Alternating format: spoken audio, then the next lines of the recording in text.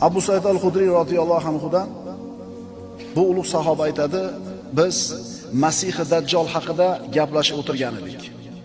Oldimizga Rasululloh sallallohu alayhi vasallam chiqib keldilar-da, aytdilar: "Mening nazdimda sizlar uchun Masih Dajjaldan ham xavfliroq narsa haqida xabar beraymi?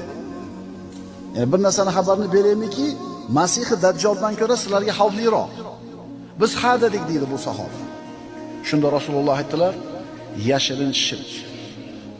U shirk kishi namozi uchun turib dedilar. Boshqa odam unga qarab turgani uchun namozini zinatli qilishidir." Namoz o'qiyotganingizni ko'rib qolishuvdi, boshqacharoq turib olamiz.